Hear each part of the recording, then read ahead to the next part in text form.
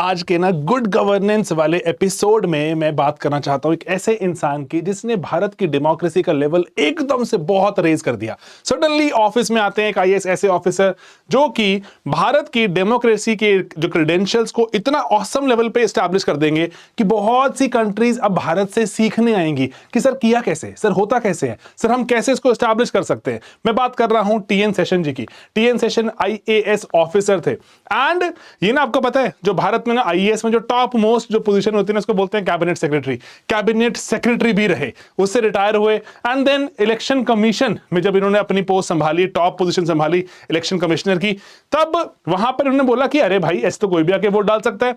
जो इन्होंने photo ID cards issue करवाए ताकि भाई बोगस वोटिंग को कम किया जाए, एलिमिनेट तो ग्रेजुअली कर देंगे।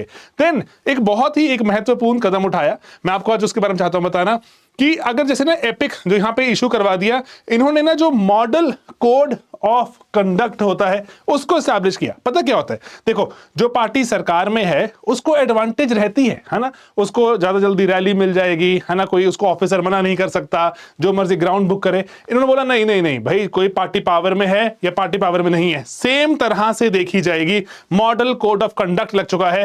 अब अपनी तरह से, अब मैं सरकार में हूं तो मैं अपनी तरह से मोल्ड नहीं कर सकता, तो इसीलिए दोनों को सेम लेवल पे देखेगा इलेक्शन कमीशन। तो मॉडल कोड ऑफ कंडक्ट को एस्टैब्लिश करके, जो मतलब एस्टैब्लिश पहले से था लेकिन एक रूथलेस लेवल पर कि भाई ये तो इंप्लीमेंट होगा। इलेक्शन कमीशन बन जाता है बहुत सुप्रीम। इलेक्शन कमीशन किसी को भी कर सकता है रद्द, है ना। और इसीलिए यहां पर क्रेडेंशियल कि इलेक्शन कमीशन का ये ओहदा कि भाई इलेक्शन कमीशन के आगे कोई बोल नहीं सकता। बड़े बड़े ऑफिसर्स चुप हो जाते हैं क्योंकि सरकार की चाहे उनको बैकिंग होती है, लेकिन इलेक्शन कमीशन सबसे ऊंचा आ जाता है क्योंकि पार्टीज को सेम लेवल पे रखना है। तो किसको जाता है क्रेडिट? एक इंसान, टीएन सेशन। तो इसीलिए ऐसे ऑफिसर्स आए हमारे देश में, देश को इतने इतने इतने वास्ट लेवल पर सरकारों का दबाव नहीं होगा क्या इन पर? इनको नहीं सरकारें तंग करती होंगी कि अरे क्या कर रहे हो, हमारे खिलाफ ही बात कर रहे हो, हमने ही आपको मान लो अपॉइंट किया था, हमें ही परेशान कर रहे हो, है ना। ये पुश ओवर नहीं थे। जो सही है वो मैं करूंगा, आपने मुझे इस ओहदे पे बिठाया है, जो सही चीज है इस पूरे आइडिया के लिए मैं वो करूंगा, है ना। तो इसी तरह से हमें कुछ कुछ तो इंस्पिरेशन लेनी चाहिए।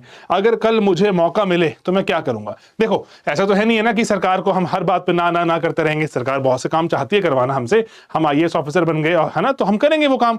लेकिन जो चीजें मुझे पता है बहुत एसेंशियल है मेरे पोजीशन पे, मेरे ओहदे पर, जब मेरे को वो करने से मना किया जाएगा तब मैं क्या करूंगा? That is the only thing which will define if will ever become a great officer और सिंपली एन ऑफिसर।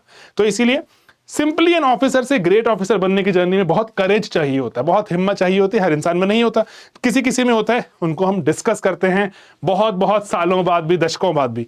तो इसीलिए मैं आपको इस गुड गवर्नेंस इनिशिएटिव, जो गुड गवर्नेंस जो पूरा वीक है, आने वाली जो पीढ़ी है हमारे ऑफिसर्स की, मैं चाहता हूं कि ना कुछ ऐसे ऑफिसर्स के बारे में आप जानें जिन्होंने भारत को रीडिफाइन किया, भारत को री-एस्टैब्लिश किया, भारत की क्रेडेंशियल्स को दुनिया भर में जो कोशिश करी कि वो क्रेडेंशियल्स बन जाएं गोल्ड स्टैंडर्ड। तो आप भी बनना ऐसे ऑफिसर, मेरी यही उम्मीद है।